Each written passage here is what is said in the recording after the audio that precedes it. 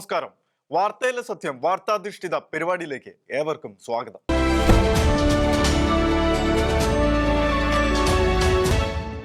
Charlie Kirk എന്ന 31-കാരന്റെ ജീവിതത്തെ അദ്ദേഹം ലോകത്തിന് മുന്നിൽ തുറന്നു വെച്ച ആശയങ്ങളും ഇപ്പോൾ ലോകമെങ്ങുമുള്ള യുവജനങ്ങൾ അവധാനതയോടെ പരതുകയാണ്.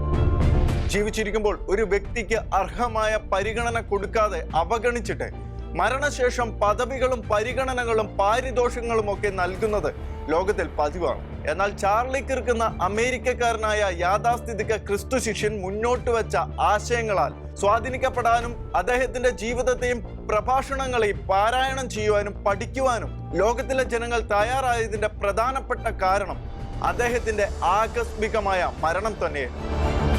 കഴിഞ്ഞ 3 പതിറ്റാണ്ടുകളിലെ അമേരിക്കൻ സാമൂഹിക അന്തരീക്ഷത്തിൽ ജീവിച്ച ഒരു ചെറുപ്പക്കാരനും തോന്നാത്ത വിധത്തിലുള്ള ആത്മീയ ദർശനങ്ങളും കാഴ്ചപ്പാടുകളുമായിരുന്നു Charlie കിർക്കിനുണ്ടായിരുന്നത്. We don't want to have to be accountable to God when this life passes. And he asks, why did you not trust in me and not fight evil? My call is to fight evil and to proclaim truth. That's it. Democratic ഭരണത്തിന്റെ vote bank വിട്ടുവീഴ്ചകൾക്കിടയിലൂടെ അമേരിക്കയിൽ പെരുകിയ ക്രൈസ്തവ വിരുദ്ധതയും അധാർമികതയും അസന്മാർഗിക പ്രവർത്തനങ്ങളുമെല്ലാം വിട്ടകന്ന് മൂല്യങ്ങളിലേക്കും ക്രൈസ്തവികതയിലേക്കും മടങ്ങി വരുവാൻ ആഗ്രഹിച്ച അമേരിക്കക്കാരന്റെ പ്രത്യേക താല്പര്യം തന്നെയായിരുന്നു രാഷ്ട്രീയത്തിൽ വലിയ അനുഭവ സമ്പത്തൊന്നുമില്ലാതെ കേവലം ഒരു സമ്പന്ന കച്ചവടക്കാരൻ മാത്രമായിരുന്ന ഡൊണാൾഡ് ട്രംപിനെ 2ാം തവണയും അമേരിക്കയുടെ പ്രസിഡന്റ് ആക്കിയത്. അമേരിക്കയെ നിർണായകമായ വഴിത്തിരിവിലേക്കും ക്രൈസ്തവികതയുടെ പൂർവ്വ നന്മകളിലേക്ക് നയിക്കാൻ പോകുന്ന ട്രംപിന്റെ നീക്കങ്ങൾക്ക് വേണ്ടത്ര മാധ്യമ പിന്തുണ ലഭിക്കാതിരുന്നപ്പോൾ അതിനെ ചുക്കാൻ പിടിച്ചുകൊണ്ട് അമേരിക്കയിലെ യുവ വോട്ടർമാരെ സ്വാധീനിച്ച വ്യക്തി പ്രഭാവമായിരുന്നു ചാർലി കിർക്കിൻ്റെത്. അത് മാത്രമല്ല, ഡോളറിന്റെ മുകളിലെ എഴുത്തുകൾക്കപ്പുറത്ത് ദൈവത്തിൽ ആശ്രയിക്കാനോ ദൈവത്തിൽ വിശ്വസിക്കാനോ ഒന്നും കൂട്ടാക്കാതിരുന്ന അമേരിക്കൻ ഭൂരിപക്ഷത്തിന്റെ മുൻപിലേക്ക് ദൈവപുത്രന്റെ ക്രൂശിന്റെ ദർശനങ്ങളും ഉത്കൃഷ്ടമായ ജീവിത കാഴ്ചപ്പാടുകളുമായിരുന്നു കിർക്ക് തുറന്നു വെച്ചത്. Before I go on a college campus, my prayer is very simple. God, use me for your will. God is sovereign above all. What is God's plan when I go on a college campus? I just believe I will only tell truth, I will not compromise, and I'll love on the lost. The specific teachings of Christ is go make disciples of all nations. Jesus called us to love children. Jesus called us to tell truth. Jesus called us to contest in the public square for his purposes. I'm far more interested in what God wants of me than what I want from God. വാസ്തുശില്പിയായിരുന്ന Robert W കിർക്കിന്റെയും Chicago Mercantile എക്സ്ചേഞ്ചിലെ ഒരു വ്യാപാരിയും മാനസികാരോഗ്യ കൗൺസിലറുമായിരുന്ന കിംബർലിയുടെയും മകനായി അമേരിക്കയിലെ ഇല്ലിനോയ്സിലെ ആർലിംഗൺ ഹൈറ്റ്സിൽ 1993 ഒക്ടോബർ 14 ചാർലി ജെയിംസ് കിർക്ക് എന്ന ചാർലി കിർക്കിന്റെ ജനനം. പൊതുവെ റിപ്പബ്ലിക്കൻ നിലപാടുകളുടെ പശ്ചാത്തലത്തിലായിരുന്നു കിർക്കിന്റെ വളർച്ച. അതുകൊണ്ട് തന്നെ വലതുപക്ഷ ചിന്തകൾ നന്നേ ചെറുപ്പം മുതൽ കിർക്കിനെ ശക്തമായി സ്വാധീനിച്ചിരുന്നു. സാമ്പത്തിക ശാസ്ത്രജ്ഞനായ മിൽട്ടൺ ഫ്രിഡാനിന്റെയും പുസ്തകങ്ങളാണ് അദ്ദേഹത്തെ രാഷ്ട്രീയ ഉണർവിലേക്ക് എടുത്തെറിയപ്പെട്ടത്. തന്റെ 17ാമത്തെ വയസ്സു മുതൽ പൊതുരംഗത്ത് പ്രവർത്തിച്ചു കൊണ്ടിരുന്ന കിർക്ക് അതിശക്തമായ ക്യാമ്പയിനുകളിലൂടെയായിരുന്നു ശ്രദ്ധിക്കപ്പെട്ടു തുടങ്ങിയത്. ഹൈസ്കൂൾ പാഠപുസ്തകങ്ങളിൽ പ്രകടമായ ലിബറൽ പക്ഷപാതത്തിനെതിരെ ബ്രൈറ്റ് മാർട്ടിൻ ന്യൂസിൽ എഴുതിയതോടെ മാധ്യമങ്ങൾ കിർക്കിനെ ശ്രദ്ധിച്ചു തുടങ്ങി. പട്ടാളക്കാരനാകണമെന്ന ആഗ്രഹത്തോടെ ന്യൂയോർക്കിലെ വെസ്റ്റ് പോയിന്റിലുള്ള യുണൈറ്റഡ് സ്റ്റേറ്റ്സ് മിലിറ്ററി അക്കാദമിയിൽ അദ്ദേഹം അപേക്ഷിച്ചിരുന്നെങ്കിലും നിരസിക്കപ്പെടുകയാണ് ഉണ്ടായത്. അങ്ങനെ ക്രൈസ്തവ മൂല്യങ്ങൾ ഉയർത്തിയുള്ള പൊതുപ്രവർത്തനങ്ങളുമായി കിർക്ക് ശക്തമായി മുന്നോട്ട് പോകുന്നതിനിടെ ബെനഡിക്റ്റൻ യൂണിവേഴ്സിറ്റിയിൽ നടന്ന യൂത്ത് എംപവർമെന്റ് ഡേ പ്രോഗ്രാമിൽ വെച്ച് ടീ പാർട്ടി പിന്തുണയുള്ള നിയമസഭാ സ്ഥാനാർത്ഥിയായിരുന്ന ബിൽ മോൺഗോമറിയെ കണ്ടുമുട്ടി. അദ്ദേഹമായിരുന്നു കിർക്കിനെ മുഴുവൻ സമയ രാഷ്ട്രീയ പ്രവർത്തനങ്ങളിലേക്ക് നയിച്ചത്. ഏറെ താമസിക്കാതെ ലിബറൽ ഗ്രൂപ്പുകളെ എതിർക്കുന്നതിനായി ടേണിംഗ് പോയിന്റ് USA 2012 സ്ഥാപിച്ചുകൊണ്ട് അതിശക്തമായ പ്രവർത്തനങ്ങളിലേക്ക് കിർക്ക് വ്യാപിതനാകുകയും ചെയ്തു. ഹൈസ്കൂളുകളിലും കോളേജ് ക്യാമ്പസുകളിലും യാഥാസ്ഥിതിക ക്രൈസ്തവ വിശ്വാസത്തെ പ്രോത്സാഹിപ്പിക്കുന്നതിനായിരുന്നു ടേണിംഗ് പോയിന്റ് USA പ്രാധാന്യം നൽകിയിരുന്നത്. തദനുസൃതമായി നിരവധി പുസ്തകങ്ങൾ പ്രസിദ്ധീകരിക്കുകയും യാഥാസ്ഥിതിക കാഴ്ചപ്പാടുകളുടെ റേഡിയോ പ്രോഗ്രാമായ ദി ചാർലി കിർക്ക് ഷോ ആരംഭിക്കുകയും നിരവധി ബ്രോഡ്കാസ്റ്റുകൾ പുറത്തിറക്കുകയും ഹോസ്റ്റ് ചെയ്യുകയും ചെയ്തു. ക്രമേണ റിപ്പബ്ലിക്കൻ പാർട്ടിയിലെ തീവ്ര വലതുപക്ഷ പോപ്പുലിസ്റ്റ് പ്രസ്ഥാനത്തിന്റെ നിർണായക ശബ്ദമായി അദ്ദേഹം മാറി. I want to be remembered for for courage for my faith. That would be the most important thing. The most important thing is my faith. I'm just flesh and bone, but more importantly, I'm a soul. And that soul is accountable to one being. What matters is your relationship with the divine, your relationship with your family, your kids, and maybe a close collection of friends, and your relationship with the truth. American യുവതിയെ നിർണായകമായി സ്വാധീനിക്കുന്ന തരത്തിൽ college ക്യാമ്പസുകൾ കേന്ദ്രമായി നടന്ന സംവാദങ്ങളിലൂടെയാണ് അദ്ദേഹം പ്രശസ്തിയിലേക്ക് ഉയർന്നത്. അദ്ദേഹത്തിന്റെ വാക്കുകളിലൂടെ അമേരിക്കൻ യുവാക്കൾക്കിടയിൽ യാഥാസ്ഥിതിക രാഷ്ട്രീയത്തിൽ മാത്രമായിരുന്നില്ല, യാഥാസ്ഥിതിക വിശ്വാസത്തിലും താല്പര്യം ശക്തമാക്കുകയായിരുന്നു. Christ wants us to be salt and light. Now, what are the two characteristics of salt and light? They change the environments that they come in contact with. They do not affirm, they do not conform, they change for the better. We as Christians are called to change the environment that we come in touch with. തുടക്കത്തിൽ സുവിശേഷത്തിൽ ഊന്നിയ വലതുപക്ഷത്തെ വിമർശിച്ച അദ്ദേഹം മെല്ലെ ക്രിസ്തീയ ദേശീയതയിലേക്ക് മാറുകയും Christian ഭരണകൂടത്തിനും Christian ജനസംഖ്യയ്ക്കും വേണ്ടി ശക്തമായി വാദിക്കുകയും ചെയ്തു. റിപ്പബ്ലിക്കൻ ആശയധാരയിൽ നിന്ന് പ്രവർത്തിച്ച് കിർക്ക് ഡൊണാൾഡ് ട്രംപിന്റെ ഒരു പ്രധാന സഖ്യകക്ഷിയായിട്ടാണ് പ്രവർത്തിച്ചത്. ഭ്രൂണഹത്യ, LGBTQ അവകാശങ്ങൾ എന്നിവയ്ക്കെതിരായി ശക്തമായി എതിർപ്പ് പ്രകടിപ്പിച്ച് യാഥാസ്ഥിതിക നിലപാടുകളിൽ ഉറച്ചു നീങ്ങിയ അദ്ദേഹം ഏറ്റവും ശക്തമായി എതിർത്ത ഒരു പ്രധാനപ്പെട്ട കാര്യം അമേരിക്കയിലേക്കുള്ള അനിയന്ത്രിതമായ മുസ്ലിം കുടിയേറ്റമായിരുന്നു. അതുകൊണ്ട് തന്നെ ഇടതുപക്ഷ തീവ്രവാദികളുടെ മുഖ്യ നോട്ടപ്പുള്ളിയായിരുന്നു കിർക്ക്. That was an unnecessary killing that was completely because of open border policy. But if your first act into a country is to break a country's laws, of which illegal immigration is and the illegal people coming in the country are, then we have every right to repel them and to send them back to their country of origin. കിർക്കിന്റെ പ്രധാനപ്പെട്ട നയം ക്രിസ്തീയ വിശ്വാസത്തിലും പരിശുദ്ധ ബൈബിളിലും അടിസ്ഥാനപ്പെട്ടതായിരുന്നു. കിർക്കിന്റെ പൊതുപ്രവർത്തനങ്ങളുടെ തുടക്കകാലത്ത് അതിനോട് വിയോജിപ്പുണ്ടായിരുന്നെങ്കിലും പിൽക്കാലത്ത് തന്റെ നിലപാട് അദ്ദേഹം തിരുത്തി. കാലിഫോർണിയയിലെ വെഞ്ചൂറ കൗണ്ടിയിലെ ഒരു മെഗാ ചർച്ചിലെ പാസ്റ്ററായ റോബ് മെക്കോയുമായി ചേർന്ന് വിശ്വാസപരമായ പൊതുപ്രവർത്തനങ്ങൾക്ക് കിർക്ക് കളമൊരുക്കി.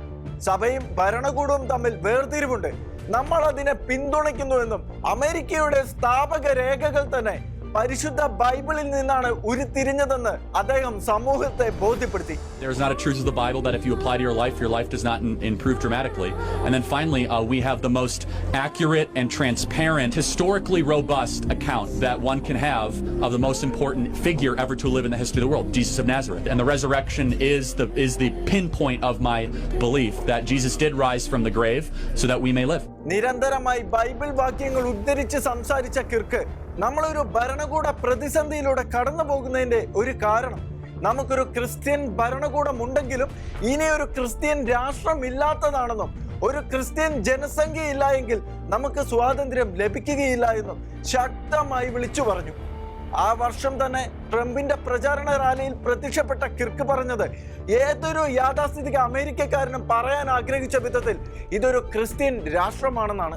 അതങ്ങനെ തന്നെ തുടരുന്നത് കാണാൻ ഞാൻ ആഗ്രഹിക്കുന്നു എന്നുള്ള വാക്കുകളുമായിരുന്നു. ഇതര സംസ്കാരങ്ങളെ അപേക്ഷിച്ച് പാശ്ചാത്യ ലോകത്തിന്റെ ശ്രേഷ്ഠതയിൽ കിർക്ക് വിശ്വസിച്ചിരുന്നു. കിർക്ക് അതിൽ ക്രിസ്തു മതത്തിന്റെ സ്വാധീനത്തെ ശക്തമായി പ്രകീർത്തിച്ചിരുന്നു. എല്ലാ പുരുഷന്മാരും സ്ത്രീകളും ദൈവത്തിന്റെ ദൃഷ്ടിയിൽ തുല്യരായി സൃഷ്ടിക്കപ്പെട്ടിരിക്കുന്നുവെന്നും എന്നാൽ എല്ലാ സംസ്കാരങ്ങളും തുല്യരായി സൃഷ്ടിക്കപ്പെട്ടിട്ടില്ല എന്നും അദ്ദേഹം പ്രസ്താവിച്ചു. ഡെമോക്രാറ്റിക് ഭരണകാലത്ത് വൈസ് പ്രസിഡന്റിന്റെയും മറ്റ് താല്പര്യത്തിന്റെയും പിൻബലത്തിൽ അതിശക്തമായി വ്യാപിച്ചുകൊണ്ടിരുന്ന ഭ്രൂണഹത്യ ശക്തമായി എതിർക്കാനും കിർക്ക് തന്റെ പ്രവർത്തനങ്ങളിൽ മറന്നില്ല. ജൂബിലി മീഡിയ 2024 സെപ്റ്റംബറിൽ ഒരു സംവാദത്തിൽ ഗർഭചിത്രം കൊലപാതകമാണെന്നും അത് നിയമവിരുദ്ധമാക്കണമെന്നും കിർക്ക് വാദിച്ചു. ഗർഭചിത്രം മോശമാണെന്ന് മാത്രമല്ല അതിനെ ഹോളോകോസ്റ്റുമായി താരതമ്യം ചെയ്യാനും അദ്ദേഹം മടിച്ചില്ല.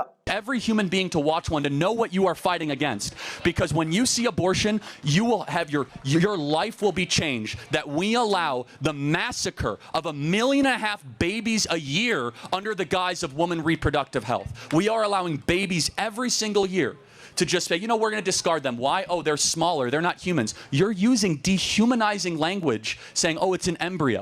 No, that's a baby. America ഇന്ന് നേരിടുന്ന ഏറ്റവും വലിയ വെല്ലുവിളിയായ തോക്ക് സംസ്കാരത്തെ കുറിച്ച് കിർക്കിന് കൃത്യമായ നിരീക്ഷണം തന്നെ ഉണ്ടായിരുന്നു. മുൻപ് വെടിവെപ്പ് നടന്ന ഒരു സ്കൂളിലെ ഒരു തോക്ക് അനുകൂല പരിപാടിയിലേക്ക് ഒരു വിദ്യാർത്ഥി കിർക്കിനെ ക്ഷണിച്ചു. പക്ഷെ പരിപാടി റദ്ദാക്കിയെങ്കിലും സ്കൂളുകളിലും ക്യാമ്പസുകളിലും വെടിവയ്പ് തടയാൻ തോക്കുകൾ, സായുധ ഗാർഡുകൾ, തോക്ക് ഡിറ്റക്ടറുകൾ എന്നിവ ഉപയോഗിക്കാമെന്ന് അന്ന് അദ്ദേഹം വ്യക്തമാക്കിയിരുന്നു. ഇപ്പോൾ കിർക്ക് വെടിയേറ്റു വീണ യുട്ടായിലെ 2023 ഏപ്രിലും അദ്ദേഹം എത്തിയിരുന്നു. അന്ന് അദ്ദേഹം തോക്കിന്റെ ശരികളെയും തെറ്റുകളെയും കുറിച്ച് കൃത്യമായി തന്നെ പ്രസ്താവിച്ചിരുന്നു. യാദർശികമായി തോന്നാമെങ്കിലും അതേ സ്ഥലത്ത് തന്നെയാണ് കിർക്ക് തോക്കിനിരയായി ജീവൻ വെടിഞ്ഞതും. യൂട്ടാ വാലി യൂണിവേഴ്സിറ്റി ക്യാമ്പസിലെ പരിപാടിയിൽ ഒരു വെളുത്ത കൂടാരത്തിനടിയിലിരുന്നു കൊണ്ട് ഒരു ഹാൻഡ് ഹോൾഡ് മൈക്രോഫോണിൽ സംസാരിച്ചു കൊണ്ടിരുന്ന കിർക്കിന്റെ കഴുത്തിലേക്ക് പെട്ടെന്ന് വെടി പതിക്കുകയായിരുന്നു.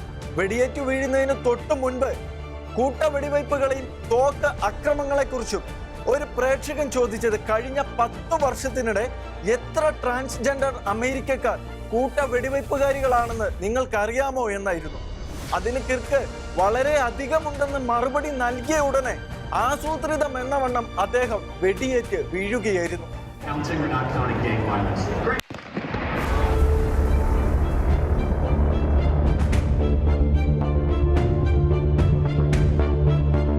മഹാനും ഇതിഹാസവുമായ ചാർലി കിർക്ക് മരിച്ചെന്നും യുഎസിലെ യുവാക്കളെ ഇത്രയേറെ മനസ്സിലാക്കിയ മറ്റൊരാളില്ലെന്നും എല്ലാവരും അദ്ദേഹത്തെ സ്നേഹിക്കുകയും ആരാധിക്കുകയും ചെയ്തിരുന്നുവെന്നും അമേരിക്കൻ പ്രസിഡന്റ് ഡൊണാൾഡ് ട്രംപ് പോലും പ്രസ്താവിച്ചത് കിർക്കിന് മരണാനന്തര ബഹുമതിയായി പ്രസിഡൻഷ്യൽ മെഡൽ ഓഫ് ഫ്രീഡം ലഭിക്കുമെന്നും പ്രസിഡന്റ് ട്രംപ് പിന്നീട് പ്രഖ്യാപിക്കുകയും ചെയ്തു.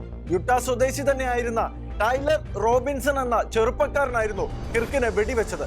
കുടിയേറ്റത്തിനെതിരെ ശക്തമായി നിലപാടെടുക്കുകയും ക്രൈസ്തവികതയെ ഉയർത്തിപ്പിടിക്കുകയും യാഥാസ്ഥിതിക അമേരിക്കയ്ക്ക് വേണ്ടി ശക്തമായി പരിശ്രമിക്കുകയും ചെയ്ത കിർക്കിനെ ഇല്ലാതാക്കുവാനുള്ള നീക്കങ്ങൾ മുൻപ് തന്നെ ശക്തമാക്കിയിരുന്നു.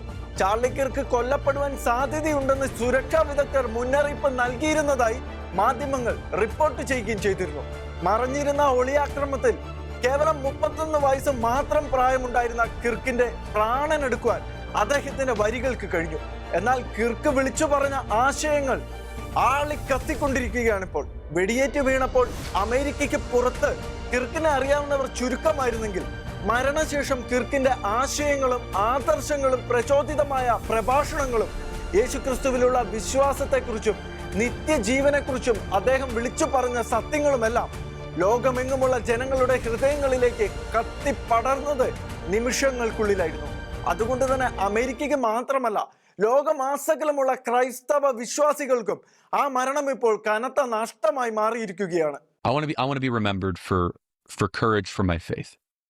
That would be the most important thing. The most important thing is my faith in my life.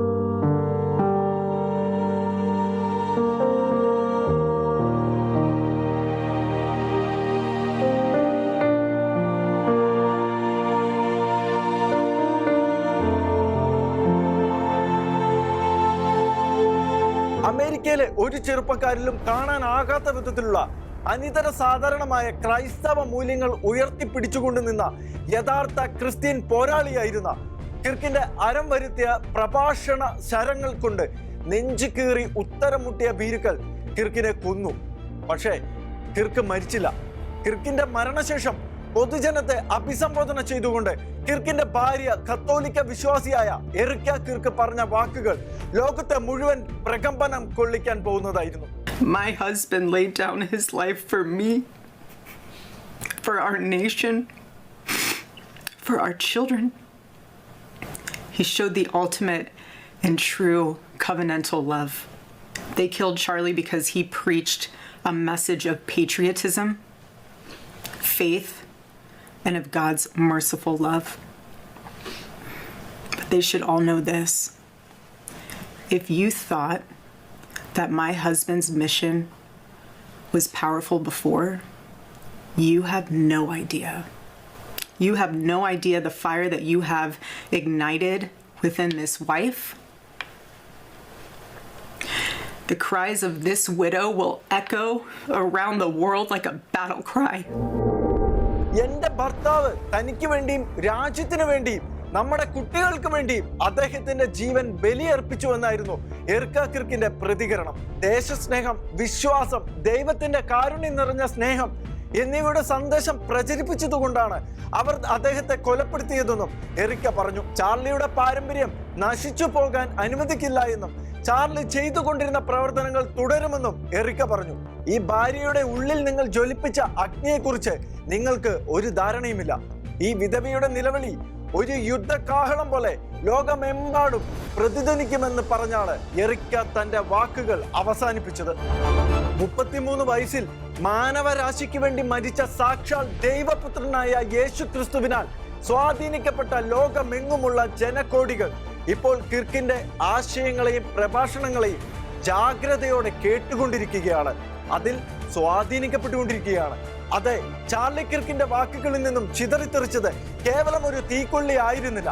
ഭൂഖണ്ഡങ്ങളിലെ യുവതയെ യാഥാർത്ഥ്യ ബോധത്തോടെ നിർത്താനും അവരുടെ ഹൃദയങ്ങളിൽ തീ പിടിപ്പിക്കാനും പോകുന്ന തീപ്പന്തമായിരുന്നു. അതിപ്പോൾ ആയിരം കിർക്കുമാർക്ക് ജന്മം കൊടുത്തുകൊണ്ടിരിക്കുകയാണ്.